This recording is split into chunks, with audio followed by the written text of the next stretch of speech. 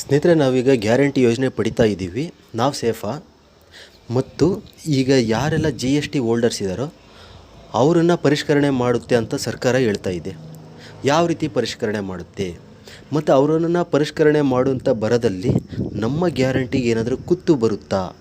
ಸ್ನೇಹಿತರೆ, ಇದ್ರ ಬಗ್ಗೆ ಕ್ಲಿಯರಾಗಿ ತಿಳಿಸ್ಕೊಡ್ತೀನಿ. ಈ ವಿಡಿಯೋ ಪೂರ್ತಿ ನೋಡಿ. ಸಾಧ್ಯ ಆದರೆ ನಿಮ್ಮ ಸ್ನೇಹಿತರು, ಕುಟುಂಬಸ್ಥರಿಗೂ ಸಹ ಶೇರ್ ಮಾಡಿ. ಸ್ನೇಹಿತರೆ, ಕಾಂಗ್ರೆಸ್ ಸರ್ಕಾರ 2023ರಲ್ಲಿ ಅಧಿಕಾರಕ್ಕೆ ಏನು ಬಂತು, ಅಧಿಕಾರಕ್ಕೆ ಬಂದ ಹೊಸದರಲ್ಲಿ ಹುರುಪಿನಲ್ಲಿ ಏನು ಮಾಡ್ತು ಅಂತಂದರೆ, ಗ್ಯಾರಂಟಿ ಯೋಜನೆಯನ್ನು ಏನು ಘೋಷಣೆ ಮಾಡಿತ್ತೋ ಅದನ್ನು ಇಂಪ್ಲಿಮೆಂಟ್ ಮಾಡಿಬಿಡ್ತು. ಬೇಗನೆ ಇಂಪ್ಲಿಮೆಂಟ್ ಮಾಡಿಬಿಡ್ತು. ಅದರ ಪೂರ್ವಾಪರ ಯೋಚನೆ ಮಾಡಲಿಲ್ಲ ಸರಿಯಾಗಿ. ಮೊದಲಿಗೆ ಹೇಳಿತ್ತು APL ಕಾರ್ಡು ಮತ್ತು BPL ಕಾರ್ಡು ಹೋಲ್ಡರ್ಸ್ಗೆ ಕೊಡ್ತೀವಿ ಅಂತ.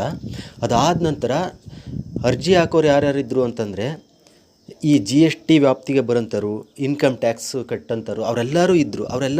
ಅರ್ಜಿ ಹಾಕಿದರು.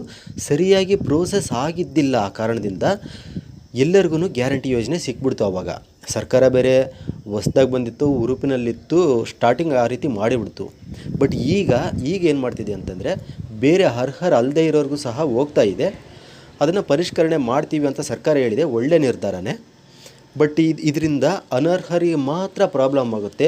ಅರ್ಹ ಫಲಾನುಭವಿಗಳು ಏನಿದಾರೋ ಅವ್ರು ಯಾರಿಗೂ ಪ್ರಾಬ್ಲಮ್ ಆಗೋದಿಲ್ಲ. ಆ ರೀತಿ ಸರ್ಕಾರ ಒಳ್ಳೆ ಹೆಜ್ಜೆ ಇಡ್ತಾ ಇದೆ. ಯಾರು ಏನು ಭಯ ಪಡೋಂಥದ್ದು ಮತ್ತು ನಮ್ಮ ಗ್ಯಾರಂಟಿ ಯೋಜನೆ ಹೋಗಿಬಿಡುತ್ತಾ ಅನ್ನೋಂಥದ್ದನ್ನು ಮನಸ್ಸಿಂದ ತೆಗೆದಾಕ್ಬಿಡಿ. ಯಾರಿಗೂ ಏನು, ಈಗ ನೀವು ಕರೆಕ್ಟಾಗಿ ನ್ಯಾಯಯುತವಾಗಿ ಗ್ಯಾರಂಟಿ ಯೋಜನೆಗೆ ಅರ್ಹರಿದ್ದೀರಿ ಅಂತಂದರೆ ನಿಮಗೆ ಯೋಜನೆ ಫಲಾನುಭವಿಗಳಾಗ್ತೀರಾ. ಆ ಯೋಜನೆಯಿಂದ ಫಲ ಸಿಗುತ್ತೆ. ಸ್ನೇಹಿತರೆ, ಮತ್ತು ಗ್ಯಾರಂಟಿನ ಯಾವ ರೀತಿ ಫಿಲ್ಟ್ರ್ ಮಾಡುತ್ತೆ ಸರ್ಕಾರ? ಯಾವ ರೀತಿ ಫಿಲ್ಟ್ರ್ ಮಾಡುತ್ತೆ ಅಂತಂದರೆ, ಈಗ ನಾನು ಅಕೌಂಟ್ ಮಾಡಿಸಿದ್ದೀನಿ. ನನ್ನದು ಅಕೌಂಟ್ ಇದೆ, ಬಟ್ ಪಾನ್ ಕಾರ್ಡ್ ಇಲ್ಲ.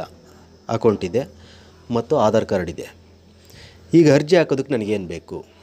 ಬ್ಯಾಂಕ್ ಪಾಸ್ಬುಕ್ ಬೇಕು, ಆಧಾರ್ ಕಾರ್ಡ್ ಬೇಕು ಮತ್ತು BPL ಕಾರ್ಡು ಬೇಕು. ಇದಿಷ್ಟು ನನ್ನಲ್ಲಿದ್ದಾವೆ. ನಾನು ಅರ್ಜಿ ಹಾಕ್ತೀನಿ ಮತ್ತು ಆಧಾರ್ ಕಾರ್ಡಿಗೆ ಯಾವ ನಂಬರು ಕೊಟ್ಟಿದ್ದೀನೋ ಮತ್ತು ಅದೇ ನಂಬರು, ಯಾವುದು ಅಕೌಂಟಿಗೆ ಕೊಟ್ಟಿರೋ ನಂಬರು ಅದೇ ಸೇಮ್ ಆಗಿರಬೇಕು. ಅದು ಸೇಮ್ ಆಗಿರುತ್ತೆ ಅಂತಲೇ ಇಟ್ಕೊಳ್ಳೋಣ.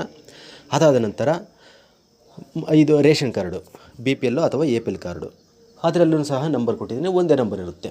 ಪ್ರಾಬ್ಲಮ್ ಏನೂ ಇಲ್ಲ. ನಾವು ಎಲಿಜಿಬಲ್ ಇದ್ದೀವಿ.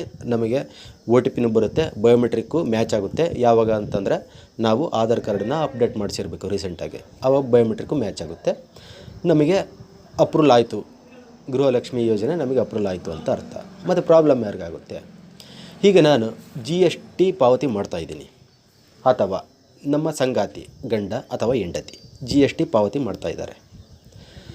ಅವರನ್ನು ಈಗ ಫಿಲ್ಟರ್ ಮಾಡುತ್ತೆ. ಹೆಂಗೆ ಮಾಡುತ್ತೆ? ಈಗ GST ಪಾವತಿ ಮಾಡೋಂಥವ್ರು ಯಾರಿದ್ದಾರೋ ಅವರು ಎಲ್ಲರೂ ಕಂಪಲ್ಸರಿ ಪಾನ್ ಕಾರ್ಡನ್ನು ಹೊಂದಿರಬೇಕು. ಪಾನ್ ಕಾರ್ಡನ್ನು ಹೊಂದಿರೋಂಥವ್ರು ಈಗ ಅಕೌಂಟ್ ಮಾಡಿಸ್ಬೇಕಾರಾಗ ಪಾನ್ ಕಾರ್ಡು ಮತ್ತು ಈ ಆಧಾರ್ ಕಾರ್ಡಿಗೂ ಲಿಂಕ್ ಆಗಿರಬೇಕು. ಕಳೆದ ವರ್ಷ ಅನಿಸುತ್ತೆ ಅದು ಲಿಂಕ್ ಮಾಡೋದಕ್ಕೆ ಸರ್ಕಾರ ಡೆಡ್ಲೈನ್ಸನ್ನು ಕೊಟ್ಟಿತ್ತು. ಅದಾದಮೇಲೆ ಫ್ರೀ ಇತ್ತು, ಆಮೇಲೆ ಚಾರ್ಜ್ ಮಾಡ್ತು. ಎಲ್ಲರೂ ಮಾಡಿಸ್ಕೊಂಡ್ರು. ಆಧಾರ್ ಕಾರ್ಡ್ಗೂ ಮತ್ತು ಪಾನ್ ಕಾರ್ಡ್ಗೂ ಲಿಂಕ್ ಮಾಡಿಸ್ಕೊಂಡ್ರು. ಈಗ ಆಧಾರ್ ಕಾರ್ಡಿಗೆ ಪಾನ್ ಕಾರ್ಡ್ಗೆ ಲಿಂಕ್ ಆಗಿದೆ. ನಂದು BPL ಅಥವಾ APL ಕಾರ್ಡ್ ಇದೆ. ಈಗ ನಾನು ಅರ್ಜಿ ಹಾಕ್ತೀನಿ. ನಾನು ಅರ್ಜಿ ಹಾಕಿದ ತಕ್ಷಣ ನಮ್ಮ ಡಾಟಾ ಸೀದಾ ಇನ್ಕಮ್ ಟ್ಯಾಕ್ಸ್ಗೆ ಹೋಗುತ್ತೆ. ಇನ್ಕಮ್ ಟ್ಯಾಕ್ಸ್ ಡಿಪಾರ್ಟ್ಮೆಂಟ್ನವ್ರು ಏನು ಮಾಡ್ತಾರೆ, ನಾವು ಆಧಾರು ಮತ್ತು BPL ಕಾರ್ಡಿಂದಲೇ ಅರ್ಜಿ ಹಾಕಿರ್ತೀವಿ. ಆದರೆ ಇನ್ಕಮ್ ಟ್ಯಾಕ್ಸ್ನವರು ನಮ್ಮ ಡಾಟಾನ ಫೆಚ್ ಮಾಡ್ತಾರೆ. ಯಾವ ರೀತಿ ಅಂತಂದರೆ, ಈ ಆಧಾರ್ ಕಾರ್ಡಿಗೆ ಪಾನ್ ಕಾರ್ಡ್ ಲಿಂಕ್ ಆಗಿದೆ. ಒಂದು ವೇಳೆ ಆ ಪಾನ್ ಕಾರ್ಡ್ ಲಿಂಕ್ ಆಗಿದ್ದು ಅವರು GST ವ್ಯಾಪ್ತಿಯಲ್ಲಿ ಬರ್ತಾರಾ ಅಂತ ಫಿಲ್ಟರ್ ಮಾಡುತ್ತೆ ಇನ್ಕಮ್ ಟ್ಯಾಕ್ಸ್ ಡಿಪಾರ್ಟ್ಮೆಂಟು.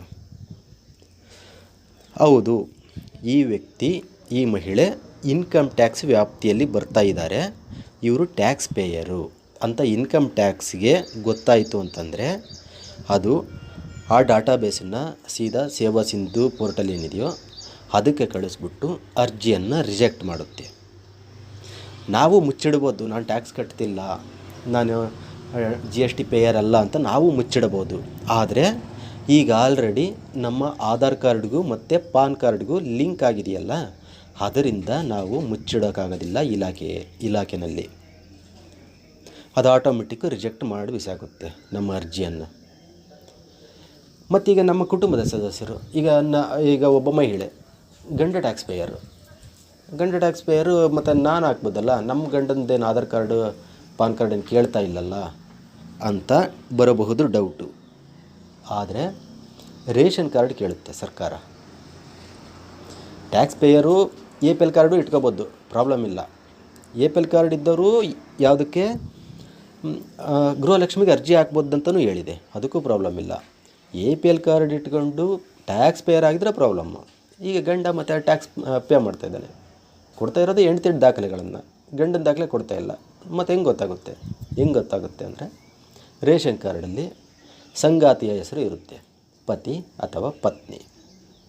ಅದನ್ನೇನು ಮಾಡುತ್ತೆ ಫುಡ್ ಡಿಪಾರ್ಟ್ಮೆಂಟು ಆ ಡಾಟಾನ ಫೆಚ್ ಮಾಡಿ ಕಳಿಸ್ಕೊಡುತ್ತೆ ಎಲ್ಲಿಗೆ, ಇನ್ಕಮ್ ಟ್ಯಾಕ್ಸಲ್ಲಿ.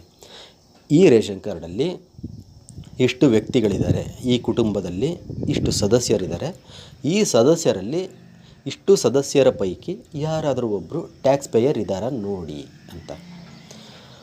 ಆವಾಗ ಪತಿ ಟ್ಯಾಕ್ಸ್ ಪೇಯರ್ ಆಗಿದ್ದರೆ ರೇಷನ್ ಕಾರ್ಡ್ ಡಿಪಾರ್ಟ್ಮೆಂಟು ಹೇಳುತ್ತೆ, ರೇಷನ್ ಕಾರ್ಡ್ ಡಿಪಾರ್ಟ್ಮೆಂಟು ಕೊಟ್ಟಿರೋಂಥ ಡಾಟಾದಿಂದ ಹೇಳುತ್ತೆ ಇನ್ಕಮ್ ಟ್ಯಾಕ್ಸ್, ಹೌದು ಈ ಮಹಿಳೆಯ ಪತಿ ಟ್ಯಾಕ್ಸ್ ಪೇ ಮಾಡ್ತಿದ್ದಾರೆ ಅಂತ. ಆವಾಗ ನಿಮ್ಮ ಅರ್ಜಿ ರಿಜೆಕ್ಟ್ ಆಯಿತು.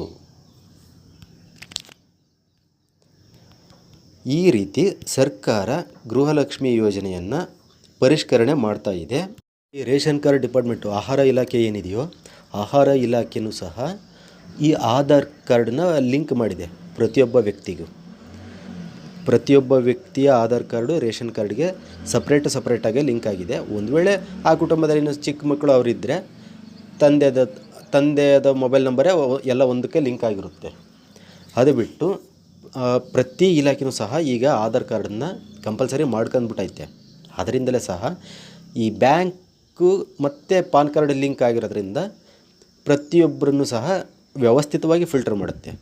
ಅದರಿಂದ ಈಗ ಕೆಲವರು GST ಪೇಯರ್ ಏನಿದ್ದಾರೋ ಅವರು ಆರೋಪ ಮಾಡ್ಬೋದು, ಏನಂತ, ನನಗೆ ಮೊದಲು ಗೃಹಲಕ್ಷ್ಮಿ ಬರ್ತಾಯಿತ್ತು, ಈ ಸರ್ಕಾರ ಏನೇನೋ ಪರಿಷ್ಕರಣೆ ಅಂತ ಹೇಳಿ ನನ್ನ ಗೃಹಲಕ್ಷ್ಮಿ ಯೋಜನೆಯನ್ನು ಕಿತ್ಕೊಂಡ್ಬಿಡ್ತು ಅಂತ ಆರೋಪ ಮಾಡ್ಬೋದು. ಆ ಆರೋಪ ಸತ್ಯಕ್ಕೆ ದೂರ ಆಗಿರುತ್ತೆ, ಯಾಕೆಂದರೆ ಅವರು GST ಪೇಯರ್ ಆಗಿರ್ತಾರೆ. ಯಾಕೆಂದರೆ ಇಲ್ಲಿ ಮ್ಯಾನ್ಯುಯಲ್ ಆಗಿ ಮಾಡೋದು ಏನೂ ಇರಲ್ಲ, ಎಲ್ಲನೂ ಸಹ ಟೆಕ್ನಿಕಲಿ ನಡೆದೋಗುತ್ತೆ ಕಂಪ್ಯೂಟರಲ್ಲೇ. ಈಗ ಅರ್ಜಿಯನ್ನು ಯಾರೋ ಒಬ್ರು ಹಿಂಗೆ ರಿಜೆಕ್ಟ್ ಮಾಡಿದರು, ಇವ್ರಿಗೆ ಬೇಡ ಅವ್ರಿಗೆ ಬೇಡ ಅನ್ನೋಂಥದ್ದು ಏನೂ ಇರಲ್ಲ. ನಂಬರ್ ಹಾಕಿದ್ರೆ ಕಂಪ್ಯೂಟರ್ ರಿಜೆಕ್ಟ್ ಮಾಡಿ ಬಿಸಾಕುತ್ತೆ ಇವರು ಅರ್ಹರಲ್ಲ ಅಂದರೆ. ಮತ್ತು ಈಗ ನಾವು ಅರ್ಹರಿದ್ದೀವಿ, ನನ್ನ ಹತ್ರ ಟ್ಯಾಕ್ಸ್ ಕಟ್ಟೋದ್ರಲ್ಲಿ ನಾನು ಪಾನ್ ಕಾರ್ಡೇ ಮಾಡಿಸಿಲ್ಲ, ನಾನು ಬ್ಯಾಂಕಿಗೆ ಪಾನ್ ಕಾರ್ಡೇ ಕೊಟ್ಟಿಲ್ಲ, ನಾನು ಅಕೌಂಟ್ ಯಾವಾಗ ಮಾಡಿಸ್ಕೊಂಡಿದ್ದೆ, ಪ್ರಾಬ್ಲಮ್ ಏನಿಲ್ಲ. ನಿಮ್ಮ ಬ್ಯಾಂಕ್ ಖಾತೆ ಇದೆಯಾ, ಮತ್ತು ರೇಷನ್ ಕಾರ್ಡ್ ಇದೆಯಾ, APL ಅಥವಾ BPL, ಮತ್ತು ಆಧಾರ್ ಕಾರ್ಡ್ ಇದೆಯಾ, ಮತ್ತು ಅವೆಲ್ಲಕ್ಕೂ ಸರಿಯಾದ ಟೈಮಲ್ಲಿ KYC ಆಗಿದೆಯಾ, ಅಷ್ಟಿದ್ರೆ ಪ್ರಾಬ್ಲಮೇ ಇಲ್ಲ, ನೀವು ಎಲಿಜಿಬಲ್ಲು. ಸ್ನೇಹಿತರೆ, ಇದಿಷ್ಟು ಪ್ರೋಸೆಸ್ ಇದೆ. ಯಾವುದೇ ವದಂತಿಗೂ ಕಿವಿಗೊಡಬೇಡಿ, ಯಾರಿಗೂ ಏನೂ ಸಮಸ್ಯೆ ಆಗೋದಿಲ್ಲ.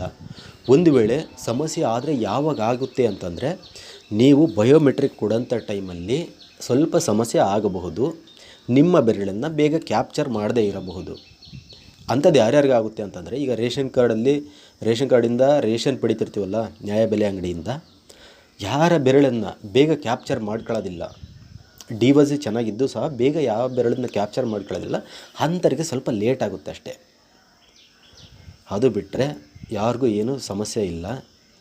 ಅದಕ್ಕೆ ಎಲ್ಲ ಅಪ್ಡೇಟ್ ಆಗಿರ್ರಿ, ಆಧಾರ್ ಕಾರ್ಡಿಂದ ಹಿಡಿದು KYCಯಿಂದ ಹಿಡಿದು ನಿಮ್ಮ ದಾಖಲೆಗಳೆಲ್ಲನೂ ಕರೆಕ್ಟಾಗಿರಲಿ.